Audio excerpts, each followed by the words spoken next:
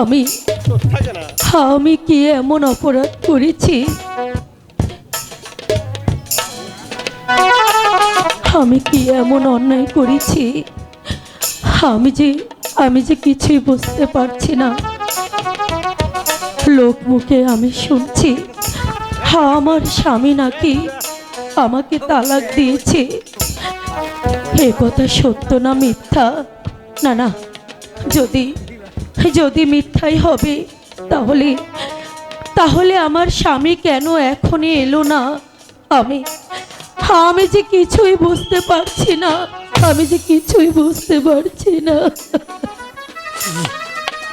বিবি জয়নব বাড়ি আছেন? বিবি জয়নব। কে? আমি কাছে ওই দামেস্কের রাজ দরবার থেকে এসেছি। ঠিক আছে, আসুন, বসুন, বলুন কি বলবেন। আপনার স্বামী আপনাকে তালাক দিয়েছে। না!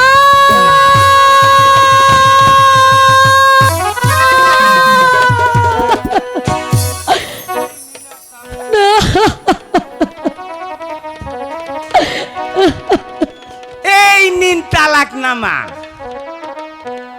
ধরুন। তাহলে আমি এখন আসি।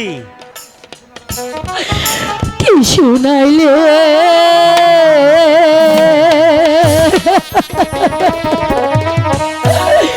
ও হে গো আল্লাহ,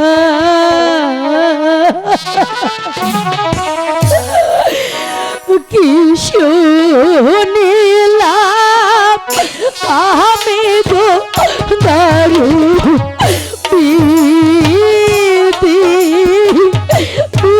গোয়া।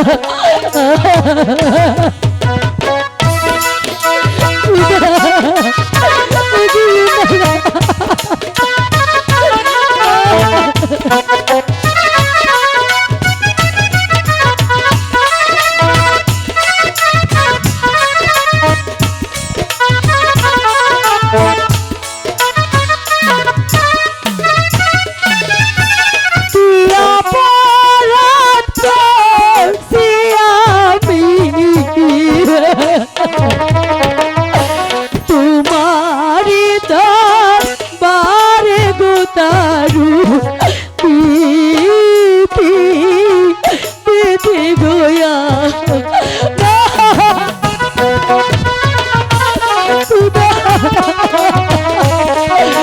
কি হলো?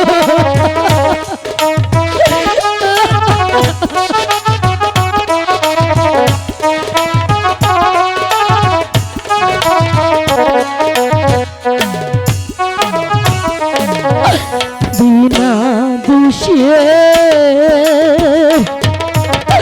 হইলাম গো দোষী, স্বামীর না কাছে গো দারু পিতি পিতি গোয়া।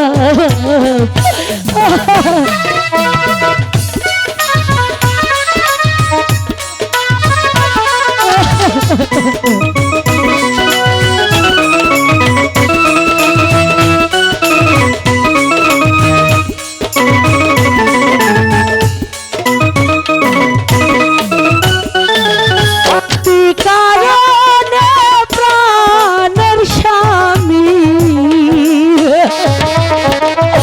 তালাক দিল মোরে গো দারু বিধি বিধি গোয়া।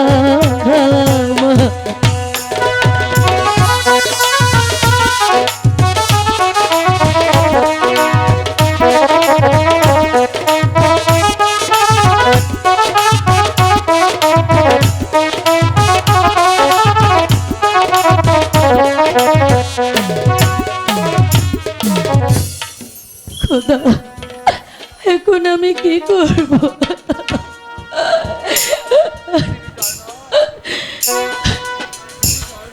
বিবি জয়নব, আমাকে আপনি ভুল বুঝবেন না। আমি যে হুকুমের দাস, যদিও আপনার দুঃখ শেষ হয়নি,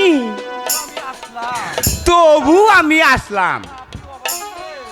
আপনি অবাই দিলে আমি একখানা কথা বলতে চাই। ঠিক আছে, বলুন কি বলবেন।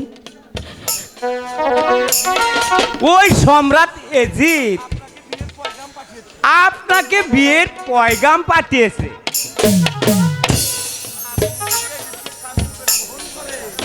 আপনি যদি সম্রাট এজিদকে স্বামী রূপে গ্রহণ করেন, আপনি হবেন এই বিশাল রাজ্যের অধিকারী। কি? ওই সম্রাট এজিদের এত বড় সাহস যে আমাকে বিবাহ করার প্রস্তাব পাঠায়, আমি তার প্রস্তাব থুতু মারি। আশেদ, আপনি এখন আসতে পারেন, যান এখান থেকে। বিবি জয়নব আপনার দ্বারে আসছে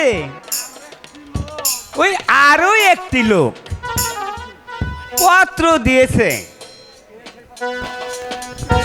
কে কে সে যে পত্র দিয়েছে? সে হচ্ছে ওই মদিনার বড় ইমাম হাসান। আলহামদুলিল্লাহ। হ্যাঁ কাশিফ,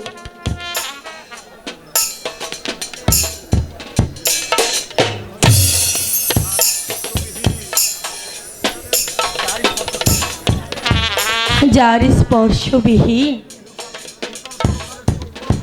ইহকাল ও পরকালের সুখ পাওয়া যাবে না, সেই মহাপুরুষ আমাকে গ্রহণ করার প্রস্তাব পাঠিয়েছে।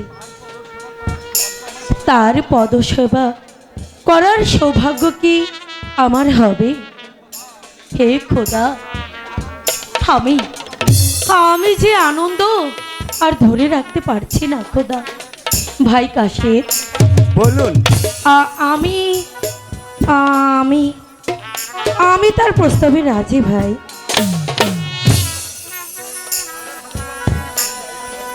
আমি আমি তার চরণে হাজার হাজার বার সেলাম করি। ঠিক আছে বিবি জয়নব, আমি এখন আসি।